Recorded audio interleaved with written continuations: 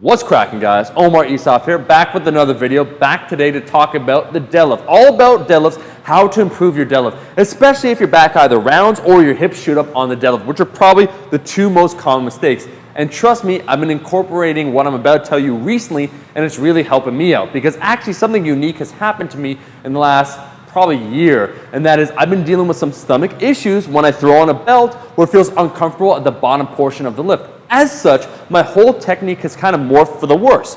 And what I mean by that, it feels more comfortable in my stomach. I don't feel like throwing up if my hips start higher. And so subconsciously, I think what's happened even with lighter weights, my hips will tend to rise early, whereas before they did not when I was pulling 600 pounds or anything leading up to that, it did not occur. But now subconsciously, because I feel like throwing up, I'll have my hips start higher, and then when I pick up the bar, they'll drift even further back, and that's not optimal. And so recently I've been correcting that, and luckily I've been working on some GI things that seem to be helping that portion out. And so I want to retool, rewire my deadlift in a proper way. And a deadlift is unique compared to a squat and bench press, right?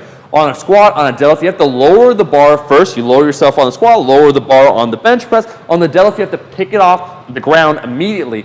And so you'll tend to notice technique errors immediately on the deadlift versus squat where you have that whole eccentric to get lined up in that proper position. And even still, there's probably a few different sticking points. On the deadlift, if you're going to mess up, it'll tend to occur right at the beginning. Your back will start to round. You'll notice your hips drift back, making it a harder position at the end to lock out the weight. So really, when it comes to the deadlift, the start is everything.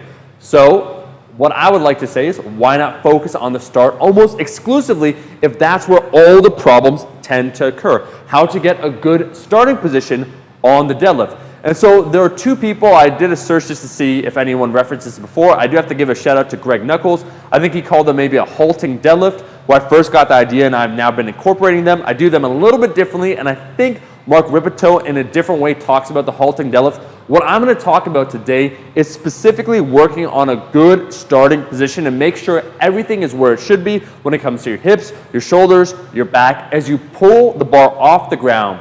So the halting deadlift we are going to do today is not a full deadlift. In fact, you're going to start at a lower percentage. Probably start at 60%. You'll do 5 sets of 3. This doesn't really count as a main movement. If you squat, let's say, heavier on one day, and then on a second day you do your lighter deadlifts, you do this on the lighter day, and you'd still do, like I do my deficit deadlifts after I do these halting deadlifts because I want to make sure the position is key. So all you do when it comes to a halting deadlift, it's like a normal deadlift, except you focus on picking the bar off the ground, up and towards your knees, and that's it. After it reaches your knees, you lower the weight again, repeat the process, and you're just focusing on having a proper neutral back, having the shoulders over the bar, and making sure your hips don't rise. You start with a lower percentage. So I said 60% of your 1 rep max. There should be no slip up when it comes to form when you're using 60% of your 1 rep max. What will tend to happen with some people if, when it comes to a technical standpoint, you mess up just intuitively, like your hips want to naturally gravitate back, even at 60%, you'll notice some technique errors. So the halting deadlift can really isolate what's going on when it comes to your form.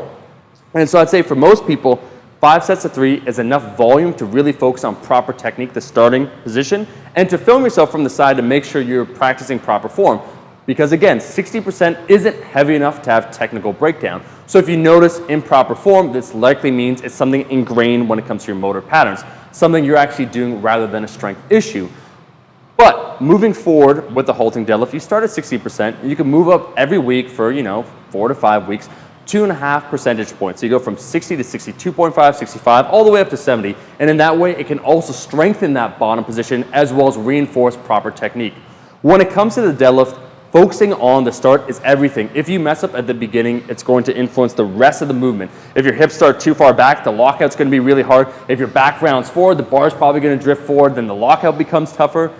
The halting deadlift really solves both of these problems. I've been doing it recently as part of that GI issue, and now my deadlift position to start looks a lot better, and the movement feels a lot smoother. Anyways, guys, just a quick video, quick tip today for those suffering from a poor starting position that really influences everything else.